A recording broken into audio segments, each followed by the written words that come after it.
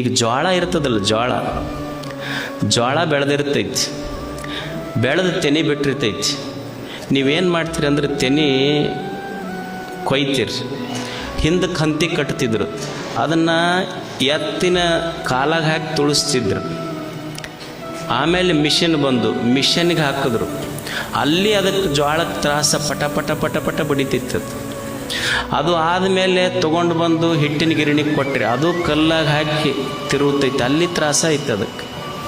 ಆಮೇಲೆ ಅದನ್ನು ತೊಗೊಂಬಂದು ರೊಟ್ಟಿ ಮಾಡ್ಕೊಳಕ್ಕೆ ತಾಯಿ ಹಿಟ್ಟು ಹಾಕ್ಕೊಂಡು ಹಂಗೆ ಬಡದ್ಲ, ಸುಡ ಸುಡ ಸುಡ ನೀರು ತಂದು ಮಾರಿ ಮೇಲೆ ಹಾಕಿದ್ಲ.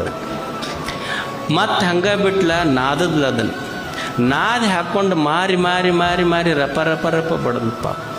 ಅವಾಗೂ ತ್ರಾಸ ಐತೆ. ಅಷ್ಟಕ್ಕೆ ಬಿಟ್ರೆ ಸುಡ ಸುಡ ಸುಡ ಹಂಚಿನ ಮೇಲೆ ಒಯ್ದು ಹಾಕಿದ್ಲ. ಅದು ಇಷ್ಟು ತ್ರಾಸ ಪಟ್ಟದ ಜೋಳದ ಕಾಳು. ಕೊನೆಗೆ ತಾಯಿ ಒಂದು ತಣ್ಣೀರಾಗ ಒಂದಿಷ್ಟು ಅರ್ಬಿ ಎದ್ದು ಪ್ರೀತಿಯಿಂದ ಒಂದಿಷ್ಟು ಮಾರಿ ಮೇಲೆ ಇಷ್ಟು ಕೈ ಆಡಿಸಿದ್ರೆ ಬುರ ಬುರ ಬರ ಉಬ್ಬಿಡ್ತೈತೆ ರೊಟ್ಟಿ. ಹಂಗೆ ಸಮಾಜದೊಳಗೆ ಎಷ್ಟೇ ನೋವು, ಸಂಘರ್ಷಗಳು, ಅಪಮಾನಗಳು, ನಿಂದೆಗಳು ಬಂದಾಗ್ಯೂ ಸಹಿತ ವ್ಯಕ್ತಿಯ ಜೀವನದ ಒಂದು ಹಂತದಲ್ಲಿ ಸಮಾಜ ಅವನಿಗೆ ಗುರುತಿಸ್ತು ಅಂದ್ರೆ ಸ್ವಲ್ಪ ರೊಟ್ಟಿ ಅಷ್ಟು ಸಂತೋಷ ಅನ್ನಿಸ್ತೈತೆ, ಅಷ್ಟ ಅದನ್ನು ಹೇಳೋದು.